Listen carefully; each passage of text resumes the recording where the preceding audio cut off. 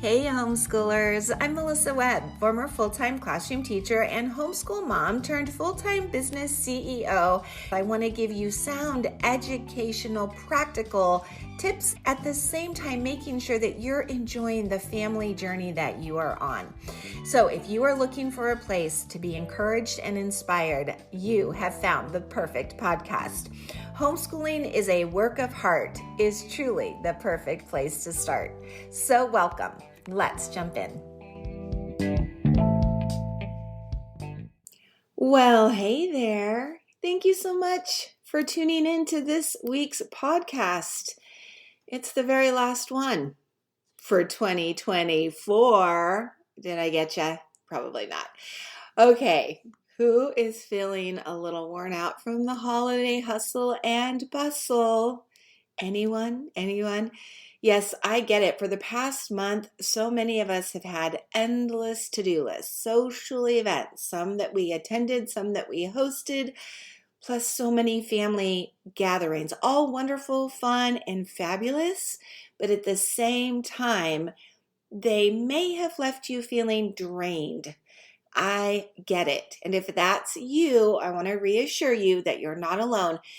But you cannot sleep through the month of January, even though it sounds a bit delightful.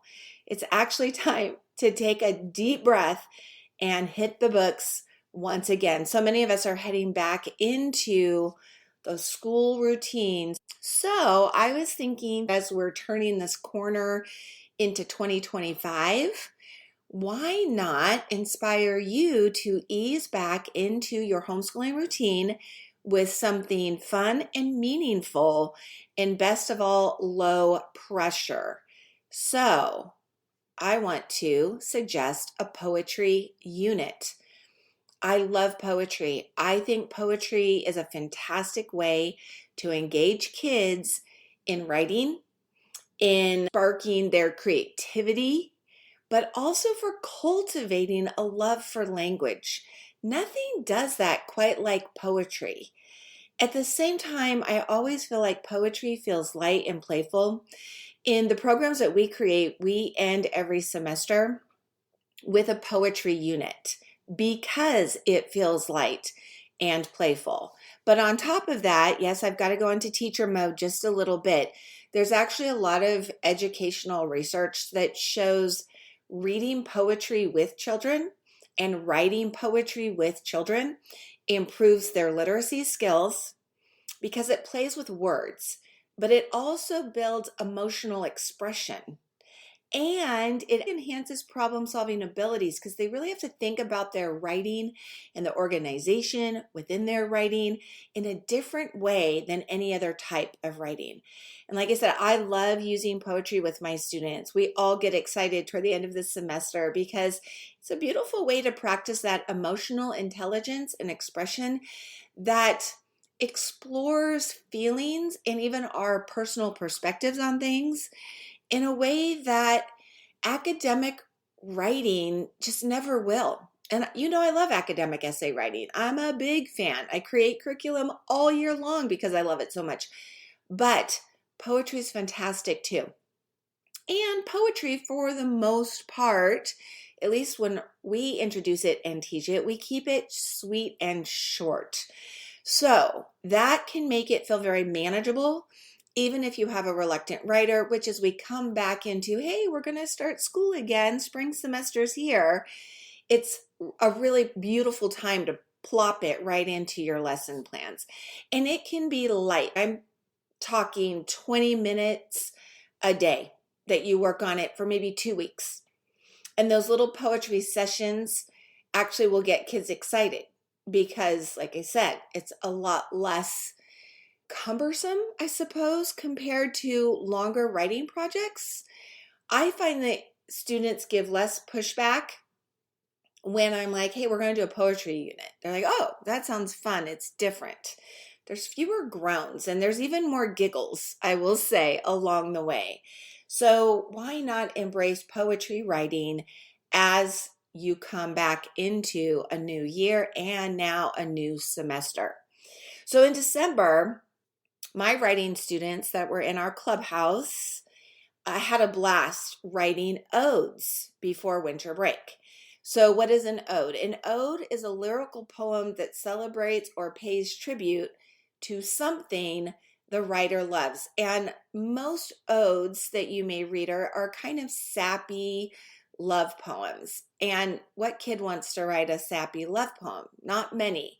So, we decided to give it a fun twist by asking students to dedicate their ode to an inanimate, non-living object. So that created a playfulness instantly that sparked their imaginations. There were so many great ones. There were over 70, 75 that were turned in, maybe up to 80 by the time we wrapped everything up. And each and every one so clever. It is incredible what happens when we give kids permission to be creative without the pressure of getting it right. Okay? We just said, pick something that you think will be silly, fun, funny. And don't get me wrong, we did coach them. We did provide some brainstorming tools. We did model the style for them. We believe that's all very important. And we do this, by the way, in all of our writing programs because we don't want our busy moms to have to do all that heavy lifting. So we come in and we take care of all of that so that you can just engage in the learning with your child. And it's cute because a lot of moms also wrote poems. So it's a great way to connect and engage with your children.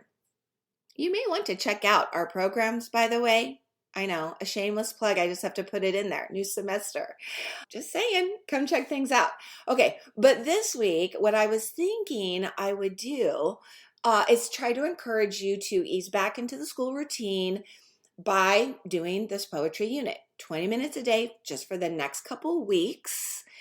And not only will I suggest ways that you can do this, but I also have a special treat because I asked a few students if anybody had a few minutes before we went on winter break to read theirs and record the students reading their odes to you to enjoy, of course, but also to be inspired. So I have a handful that you'll get to hear at the end of this week's podcast.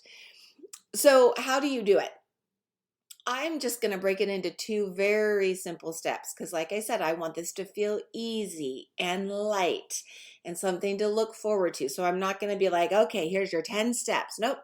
Two simple steps. Step number one is going to get them excited in teaching. That's building the anticipatory set. Okay. And step two is the direct practice that we'll talk about. So how can you build the anticipatory set? How can you get your kids excited? I believe sitting them down and actually talking about poetry, explaining that there are so many different types of poems out there. There are haikus and acrostics and free verse and limericks and odes in this case. There are so many. I would recommend that you spend a little bit of time reading some poetry together. Do you have some favorite poets? You're going to have to tell me who you love. I'm thinking children-minded, but I think even adult poetry can be really beautiful with children.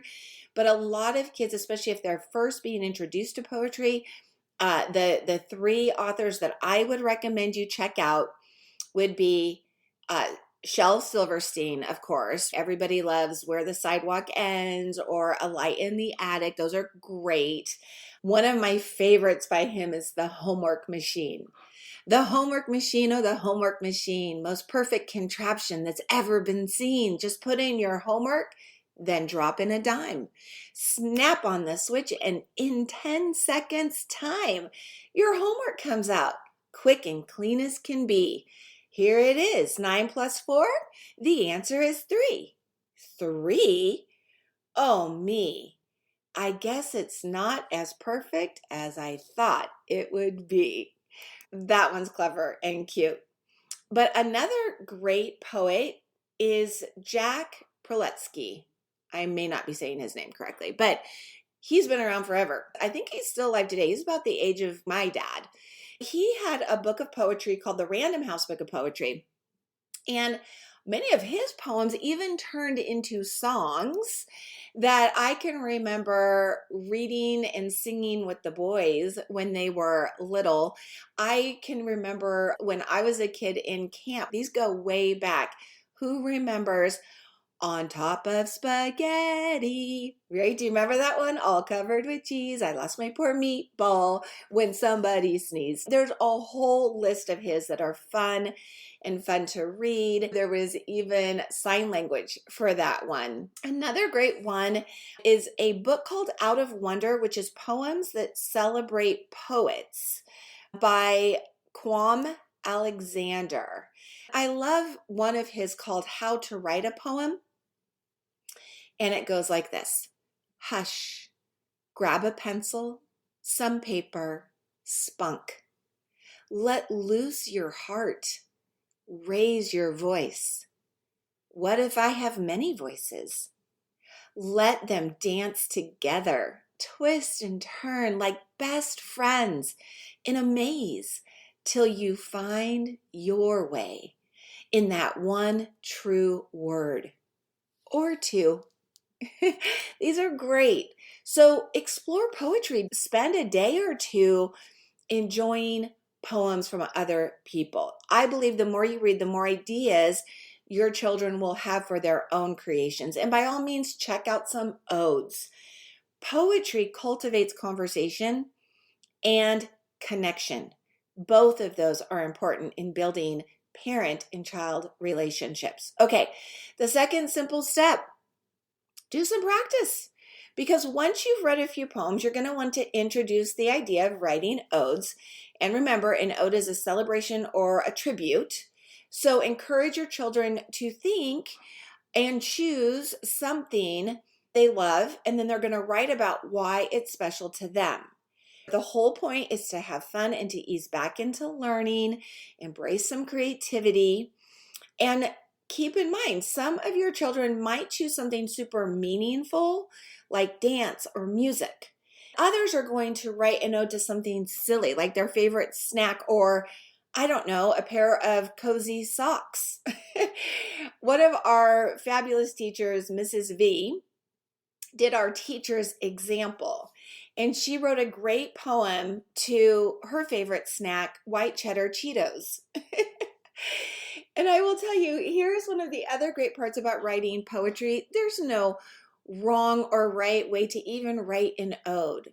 I wouldn't put too many restrictions.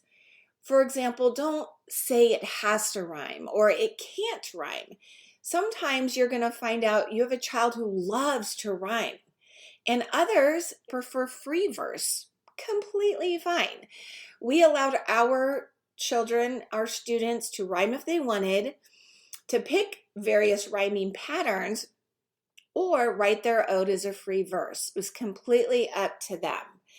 Now, we do practice teaching our students to follow specific writing directions in all of our courses.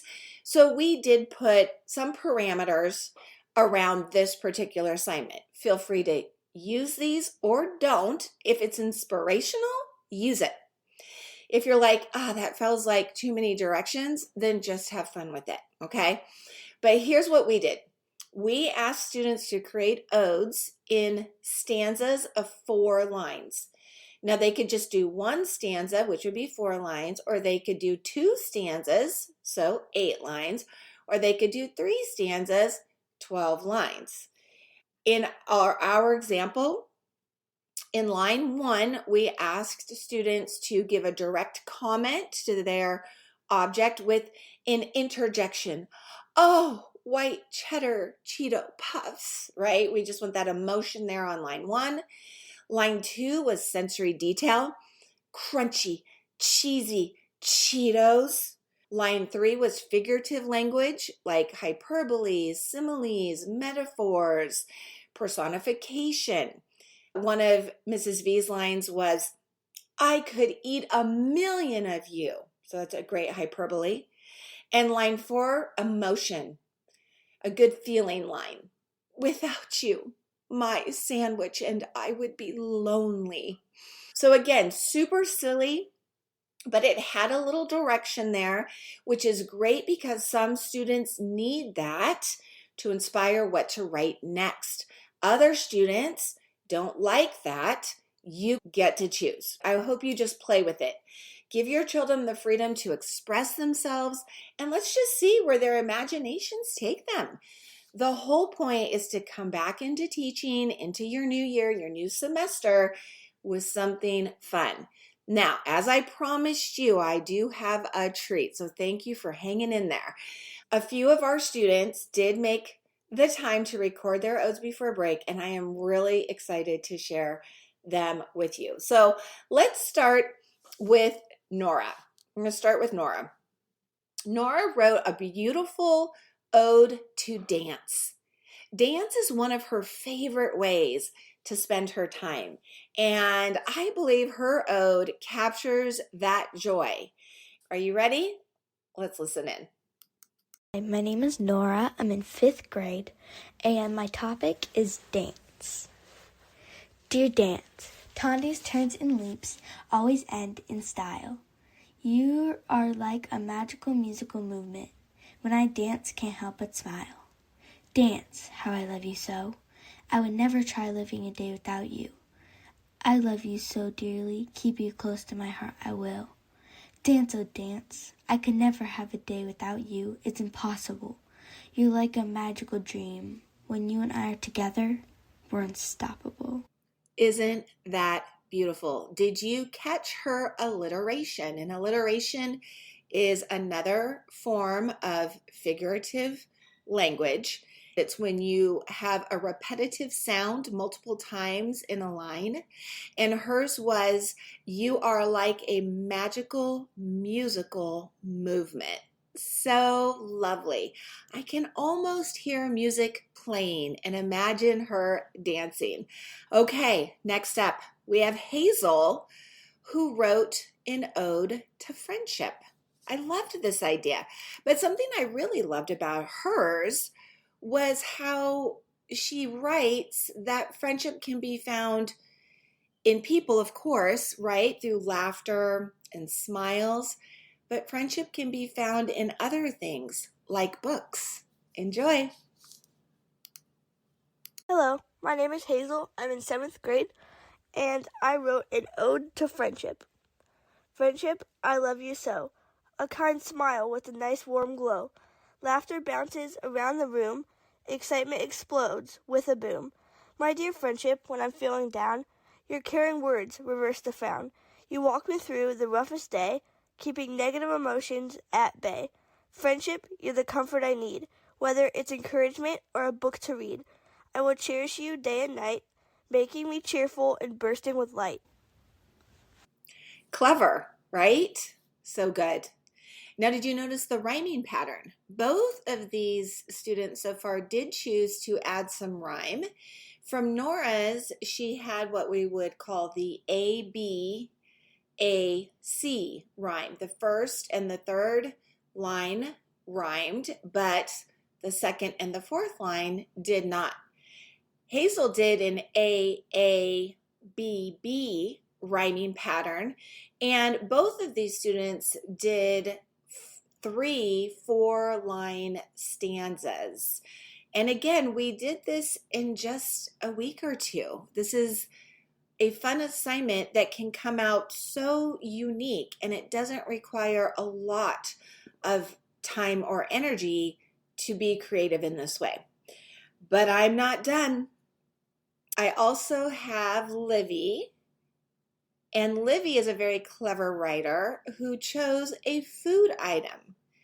This is Livi's Ode to Chocolate. I want you to listen closely, especially to her tremendous sensory detail. Hi, I'm Livi and I'm in 7th grade. I love writing, especially narrative, because it lets me be super creative. This is my ode to chocolate. Oh, chocolate, you are the sun on a gloomy day. The crinkling of your wrapper is music to my ears. You smile up at me and my worries go away, for within I find you and you wipe away my fears. Oh, chocolate, hidden inside the wrapper I unfold, within seconds you disappear, for you are precious gold. I am happy, and on my face a chocolate smear. Oh, chocolate, you fill me from head to toe with glee. A sugar rush, I'm running to the store. You are like the star upon my Christmas tree. Soon I will be greedy, and soon I will want more. I love how Livi read her poem. I can imagine her hand outstretched, palm up, looking lovingly into the bar of chocolate. It's just fantastic. And great details, yes. A different rhyming pattern. She did an A-B-A-B style. She also did 3 stanzas. And yes, it makes me yearn a bit for some chocolate. I cannot lie. Very well done. Very well done. Last but not least, I have one more. Also, someone who wrote to a favorite food item. Caileigh loves nachos. Fair warning though, this could leave you craving some by the time she's done. Her personification is delightful. Listen to when she makes cheese the hero. That's a person-like trait. And her hyperbole, her exaggeration of the mountains of chips. It just makes it such a fun poem. Enjoy. Hello, I'm Caileigh, and I'm in 7th grade. Nachos is my all-time favorite food. Here is my ode poem. My delicious crunchy nachos. Cheese is the hero of the dish. Hot, smooth, creamy. The taste of nachos is my only wish. Dear nachos so salty, mountains of chips piled high on my plate. I adore each bite that comes to my lips. Oh, nachos, smothered in rich golden cheese. Like a river of spice, you bring me to my knees. Weren't those fun? Oh, we had such a good time. Again, did you notice a different rhyming pattern in that one as well? She started with my delicious crunchy nachos. Cheese is the hero of the dish. Hot, smooth, creamy. The taste of nachos, my only wish. So we have an A, B, C, B. So her second and her fourth lines are rhyming, and she stayed consistent throughout all 3 of her stanzas. It makes it fun to let the students decide, do they want to rhyme? If so, in what type of pattern? That freedom allowed them to be creative. Letting them pick this inanimate object also kept this light and fun. So as we head into January, I encourage you to keep it simple and give poetry a try. Everyone in your family could create one and then recite them at the dinner table. It could be silly and fun and wonderful. It's such a great way to ease back into the homeschooling rhythm after the holidays and just the end of the year hecticness, while keeping things light and enjoyable, not just for your kids, but it also should be light and enjoyable for you as well. So explore some poetry, dedicate 20 minutes a day for a couple of weeks to write something out, spark that creativity, build those important skills, play with language, express emotions. It will add a little magic and wonder to your homeschool routine. And if your kids do write any odes that they're especially proud of or you're especially proud of, I would love to hear them. Feel free to share them with me. I do find them to be absolutely delightful. If you post one on your Instagram account or your Facebook account, please tag me, follow me at Write on Web. That's WRITEONWEBB, 2 B's, my last name. And I would love to see them. Absolutely. You could even do a little reel or a video of your child reading it, which would be fantastic too. So I hope you embrace this idea and let it be the start of a fabulous new year for you. Thank you for ending 2024 with me and beginning the new one as well. Until next time, right on, and Happy New Year.